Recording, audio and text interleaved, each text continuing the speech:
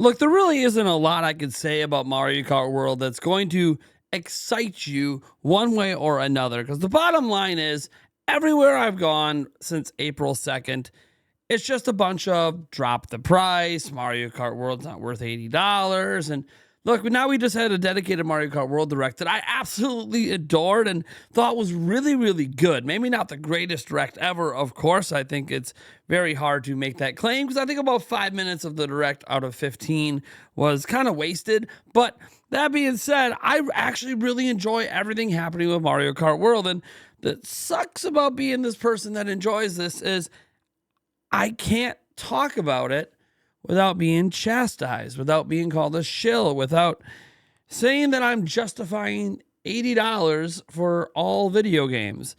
And it's kind of weird because I've actually avoided talking about this price stuff in general at the channel. We've had some light conversations on our podcast, but it's a very touchy subject because in the end, we're talking about money and we don't all have unlimited amounts of it.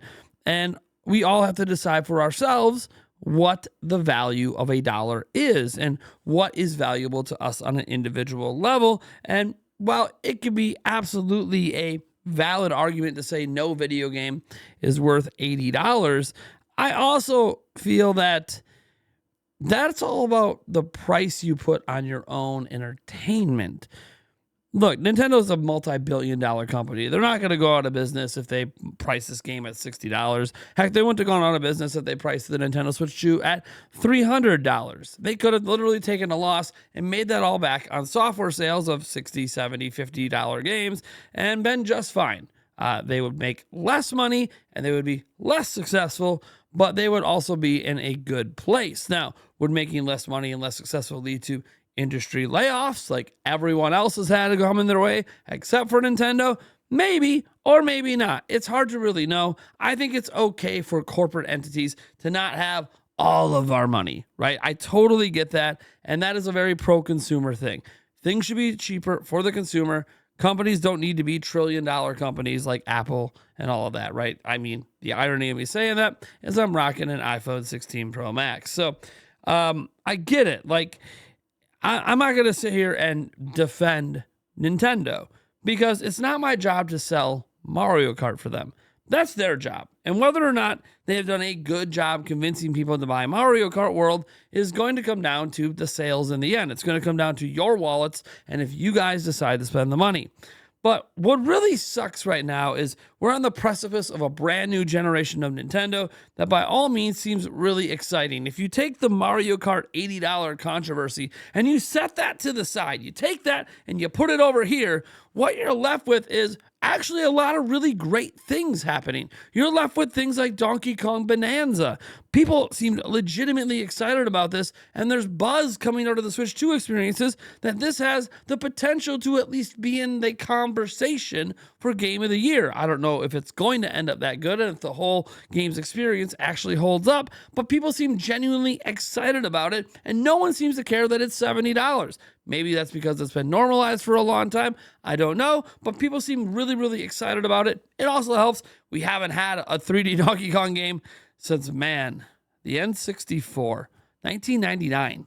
Like 26 years. It's been a long time. So people seem genuinely excited about that. People are glowing about the haptic feedbacks and the mouse controls on things like Dragon Drive. Even though not everyone really likes that experience, they do like the feel of the controls and how it works in that game. And we're actually hearing a lot about people liking the haptic feedback and mouse controls in a traditional shooting game like Metroid Prime 4. So people seem genuinely excited about the platform, the third-party games, even if they're not running at the greatest like frame rates and stuff right now, they're still running fairly decent, especially compared to similar hardware such as a Steam Deck. And in the end, everything seems to be pointing up for Nintendo, except for this big anchor around their necks that their best-selling franchise of all time has a brand new mainline game coming for the first time in 11 years on Nintendo Switch 2 at launch, and it's probably going to end up being the best-selling game on Nintendo Switch 2, but people can't get over that $80 price tag.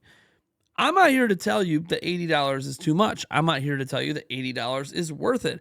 I can only talk for myself, and I'm actually glowing about this game. If you had told me let's say 3 months ago, that Mario Kart World was not just a launch game for Nintendo Switch, but it would be an open world collectathon, I would have said you're crazy. That sounds like something out of a dream world. That sounds like I am, on the 4chans and just pulling the random, rumors out of a hat of pipe dreaming. And you know what?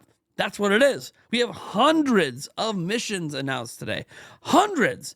Well, just think about that. You have the coins to collect, right? We have those question block panels to run over and unlock new areas and try new things. And that's all in that open world experience. That's before we even get to the multiplayer and the community features. And basically, this is looking like the Mario Kart of my dreams.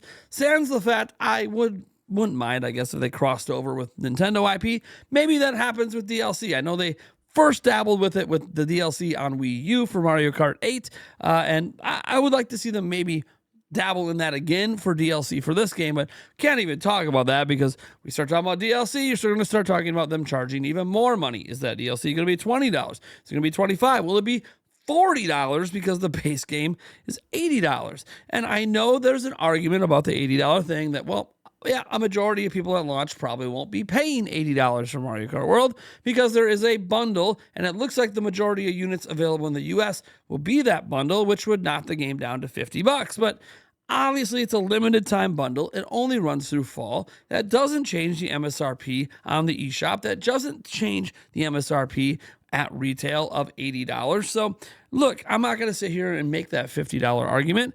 I'm just going to note that I'm not paying $80 for Mario Kart World. I'm paying $500 for the system and the game. And I obviously am going to find that worth it. And I really, really enjoy Mario Kart. This game looks like everything I always wanted Mario Kart to be. So I knew no matter what happened at the Direct today, we were going to be just avalanched with negative videos. Negative videos, negative videos, negative videos. There's no shortage of negative videos about Nintendo Switch 2 out there, whether they're based in reality. And look, I think it's fair if you want to criticize the cost of games. I think that is totally okay. I also think it's totally okay if you don't mind it, or if maybe you're sick of the conversation. And that's probably why this video exists. I'm sick of the conversation, and if I'm getting sick of it, I can't be the only one. And the problem is, that's going to make people think I'm a corporate shill. To be fair, they already think it because I make Nintendo content and have Nintendo in my username, on my hat, yada, yada. Okay, look, people are going to think I'm a shill anyways because of what I do for a living, because I happen to enjoy Nintendo's products. I don't enjoy everything Nintendo does. I have regretted purchases I've made from Nintendo. I spent $60 of my own hard-earned money on Princess Peach Showtime. Yeah, I regret that purchase. I wish I never made it. I just had high hopes because I'm a theater kid and I love the aesthetic, and it just turned out, nope, not the game for me. Even though I played a lot of it, it didn't feel worth my money, and I never beat it or finished it because I wasn't having fun. I missed a lot of that Nintendo charm that you used to get from some of those spin-off games. Thankfully, there was other games that were better last year, and we did get Xenoblade Chronicles X this year, but bottom line is, obviously, we were in a transition period. I should have known better, even though it was one of their few new games last year.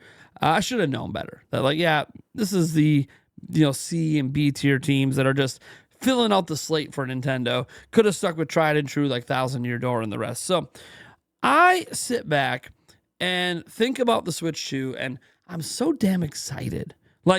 I've never been more excited for a system launch than I am right now. This is the system where Nintendo enters the realm of 4K, where they touch the realm of variable refresh rates and 120 FPS, where we're going to see what we always wanted games to be, even from Switch 1, like Breath of the Wild and Tears of the Kingdom, are going to look better on this system than ever, with updates that I actually don't have to pay extra for, because I already own the games and the DLC and have NSO, but I get to see them the way that you could really only see them in emulators before, and then have additional features on top with the phone app. I do think the phone app's a little wonky. Kind of wish it was maybe a local thing on the system, but hey, it's better than just not existing at all. I could say that.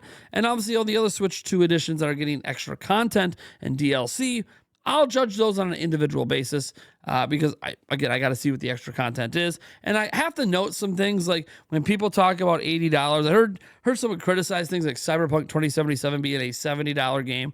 on Nintendo Switch 2, which includes the full DLC. And it's weird because when I go to the PlayStation Store, it's $50 for Cyberpunk, but that doesn't include the DLC. The DLC is sold separately for $30, making that an $80 experience to get what we're getting for $70 on June 5th at launch. Now, I suspect there'll be a sale. Prices might lower by then. And I'm not going to say Cyberpunk hasn't had a bunch of sales over the years and bundles and the ability to get it cheaper, but I'm just telling you what it's listed at right now on PlayStation. So if it's $80 there, then $70 doesn't seem so bad. And I understand that pricing's all relative and value's all relative. No matter what I say, it's not going to make you want things more. It's not going to make me look like anything other than just a corporate shill. And I am of mindset that it is not my job to tell you how to spend your money. If you don't think Mario Kart World is worth $80, you don't think the Switch 2 is worth $450, you don't have to buy it. And that's okay. I bought the Wii U and a bunch of games for that, and a lot of other people didn't. And I wasn't mad that other people didn't buy it, because the bottom line is Nintendo didn't do a good job selling it to most consumers. It didn't appeal to people, so they didn't spend their money. They didn't find it worth their money. Some people didn't even know what the damn thing was. And again, that's all on Nintendo. It is not my job to sell their products. It is my job to be honest with you about my feelings. And my feelings right now are, I'm just kind of tired. And what I'm tired of is just the negativity. I'm legitimately excited for something, and it feels like half the internet is trying to tell me I'm wrong for being excited. I'm wrong for supporting Mario Kart World, even though I'm not buying it for $80. I'm going to get the bundle, right? I can sit there and try to tell you it's probably worth $80 for me, that I'll put 1,000 hours in, which is like 2 cents an hour. And for the amount of entertainment, it's definitely worth the money. And I can make those justifications. I could try to bring up inflation calculators and all of that. I think that's all just silly, because obviously pricing is all relative to the rest of the industry, and pricing is obviously relative to your own wallet. Maybe you just factually can't afford $80 games. I get it. Maybe that means you can only buy one game a year if you're going to participate. I get it. Maybe you don't have a local library that has free rentals. Maybe you don't want to rent games at all, so you don't want to take advantage of a service like GameFly, which now looks more appealing than ever. And I feel like it has looked pretty appealing for many, many years, really since PlayStation and Xbox launched their current generation systems. I just want to express that I understand why you're all upset. People think I am not considering the opinions of others, and I am. I actually am. I actually understand why people are upset about the prices. I get it. I get all the justifications. I get the yelling and screaming into the microphones about how Mario Kart didn't do anything to justify this price point. I get it. I actually am listening. It's hard not to when I've been bombarded with it for 2 weeks. So maybe I'm just tired of that. Maybe I'm tired of that conversation, because you know what? Nothing's going to change. Mario Kart World is $80. The Nintendo Switch 2 is $450. Donkey Kong Bonanza is $70. Yeah, Nintendo isn't including the Breath of the Wild DLC into the Switch 2 edition when they should, which some people are then trying to twist that and to argue that it's worth $90, but nobody's saying Cyberpunk is $80 when their DLC is not packed in. Welcome to the industry. Double standards. Nobody says Cyberpunk is an $80 game, but that's what it costs if you want the DLC. Nobody says that. So why are we holding Breath of the Wild to those standards? I'll tell you why. There's a few reasons. One, it's popular to hate Nintendo. People want them to fail. Two, people do have legit concerns. And when you mix haters and wanting Nintendo to fail with legitimate fans who are just really upset that things are jumping in price so drastically from a $60 standard to an $80, although Nintendo technically hasn't made it an $80 standard, although it feels like they have, because like Tears of the Kingdom Switch 2 edition's $80. So like that's crazy to a lot of people. And then they're relaunching Switch games, Switch 1 games, extra content for $70. It's just, I get it. It's frustrating. We don't have unlimited money. And it's not just happening with Nintendo. Sony just raised their prices of PlayStation 5 in Canada and a bunch of other countries. Not necessarily the system, although some countries they did literally raise the price of the system. They just jacked the price significantly of PlayStation Plus in Canada. You think none of that's going to come to the United States, that we're not going to see PlayStation 5 get more expensive for the second time, that we're not going to see the prices get jacked up again for like the fourth time? Yeah, everything's getting more expensive, and I don't like it. So maybe I am not going to be a multi-platform console gamer moving forward. Maybe I won't buy a PlayStation 6 and have a Switch 2. Maybe it's one or the other. Because even I'm feeling the crunch. I don't have unlimited money. I really don't. I know we're giving away a Nintendo Switch 2, and you can go ahead and enter down in the pinned comment in the description, and we're actually going to give away a second one. And in giving away 2 of those, plus buying my own, and heck, I'm paying for Eric's as well, that's already $2,000 down the bucket, right? That sucks. That sucks. If it was just 4 Switches, it's $1,200, $800 cheaper. But this is a new generation. And every time we enter a new generation lately, it's led to prices going up. When we entered this generation with Switch, prices kind of stayed the same, but then PlayStation and Xbox launched their new stuff and things bumped to $70, and suddenly we're talking about $500 consoles. $500 consoles, which was seemingly unheard of outside of the $599 stuff that happened with PlayStation 3, which didn't work for Sony. Then we get to now where we're having a Nintendo system launching at the most expensive dollar price ever at $450. And now we're seeing a game, the killer launch game, this Mario Kart World game behind me at $80. I understand that. But I hope you can understand that just because a lot of you have this deep feeling and passion and are so vehemently against what Nintendo is doing, and it's also okay for the rest of us who, you know what, are kind of tired of it to just be excited. I'm so excited for everything Mario Kart World has to bring, everything Nintendo Switch 2 has to bring. And I know you're going to say, well, Nate, Nintendo must be paying you. Oh, God, if they are, I don't know where that paycheck is. I mean, and yeah, my career on YouTube, can you say, you know, it's fair to say it's dependent on Switch 2 being successful. But even if it's not, even if Switch 2 tanks, I'm still going to be here. I'm still going to be making videos. I'm still going to be talking Nintendo because I still really like their games. I still really like their products. I don't always like all their business decisions. I don't have to agree with everything.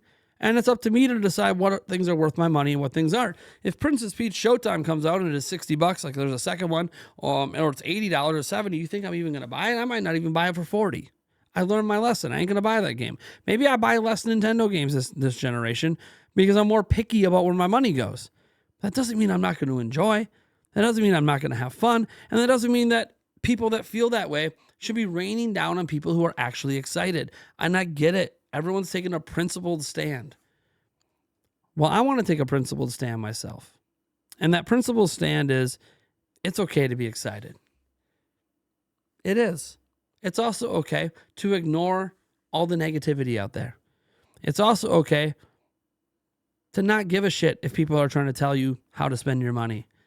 Everyone thinks they have the answers. Everyone thinks they know better. In an industry with constant layoffs, an industry that seems to be collapsing in on itself, and it's not just due to game pricing. A lot of it's due to game budgets and everything else and bad management and corporate greed. And there's a lot that led to the situation that the AAA industry in particular is sitting in. And Nintendo has somehow avoided all of that, where they don't have any layoffs, they aren't doing anything, and they're just the most profitable they've ever been during the Switch generation. Nintendo bucked the trends because they did things differently. They don't lower their game prices.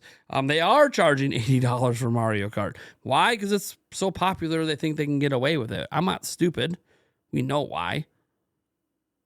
But they're probably right. Just like if Grand Theft Auto 6 comes out and charges $100, it'll probably get away with it. It's so damn popular. Yeah, they'll probably get away with it. And if we're honest, a lot of us have spent way more money on other things.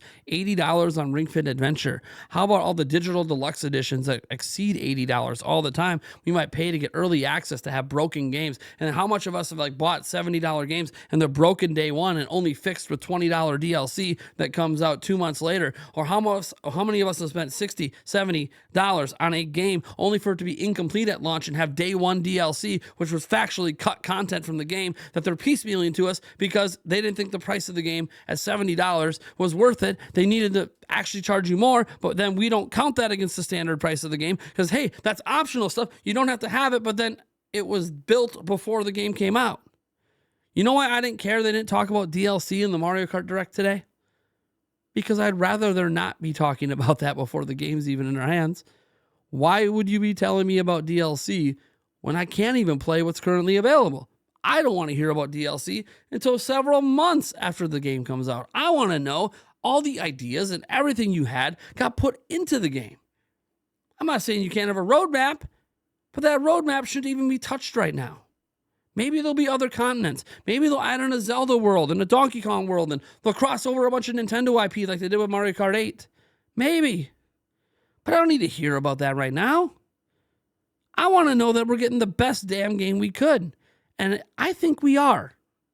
This, to me, looks like possibly the greatest Mario Kart game ever made. And it's still, people are going to say it's incomplete because it doesn't have all the DLC. Well, you know what? DLC is extra content. The base game should stand on its own. People look at Mario Kart 8 Deluxe before the DLC and go, look how amazing this was, forgetting it was actually $85 in spending to get to that point. Because it was actually a game that launched on Wii U, and it was fantastic at launch.